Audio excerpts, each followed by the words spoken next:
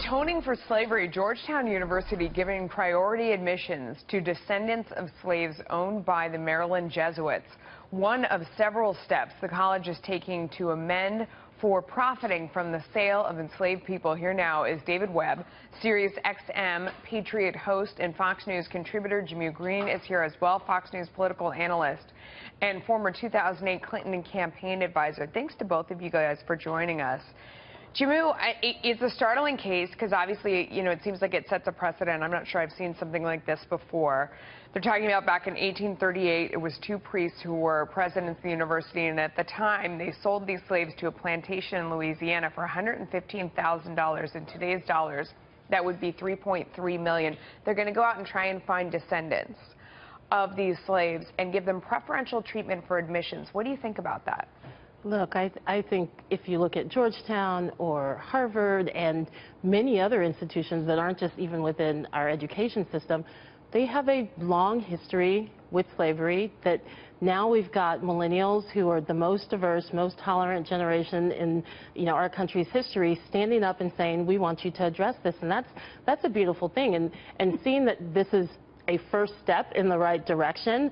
Certainly when you look at staff and alumni from Georgetown who have the same preferential treatment, you can't really say that like what an alumni's legacy should have access to is the same type of pain that slavery caused, but it's a good first step. Yeah, I mean, it's an interesting point because it's kind of hard to quantify what they're doing. I mean, as an alumni from the university I went to, they've never explained to me what preferential treatment my kids would get. I don't even know what that means or how they quantify it. So maybe, I mean, they're saying that they're, how do we even know what this means? So let's look at the devil in the details here. And there were 272 slaves that were sold for this. They're going to give them the equivalent of legacy treatment, which means your mom went there, your father went there, you have a legacy. So that gives you a leg up. That happens at many universities. And if they want to do that with private money, that's fine with me. If they use it, get into federal and taxpayer dollars, that becomes a problem. By the way, to all those, quote, millennials that are crying out for reparations, none of you were slaves. None of you were owned by someone. None of you or your family in recent memory owned slavery. Slavery is over. Societies are not static, and we've evolved. I'm all for memorializing it, writing the history correctly, putting up a memorial, which they've also proposed. Those are all good steps to remember in the history. But we've got to get to a point where societies move on and deal with current history. Slavery is over. It is illegal. There is no social contract, no institutional contract, no legal allowance in the United States. Matter of fact, the places where it's legal are places like Saudi Arabia and others. Let's let Jehmu respond to that.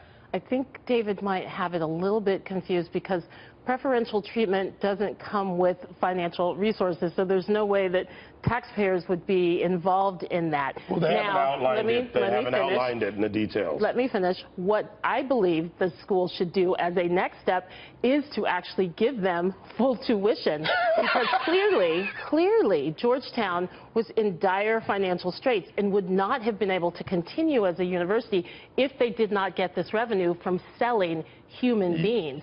And that legacy, there was a young woman who's one of these. There was a young woman who is one of the descendants, and watching her on television the other day, the impact that it had on her, that now her family has access, and they were the ones who saved this university. It's a good first step. They can go further, and right now money's not on the table, but money should be on the table because money is changing. All right, so now that the filibuster's over on the issue, let's deal with what's really here.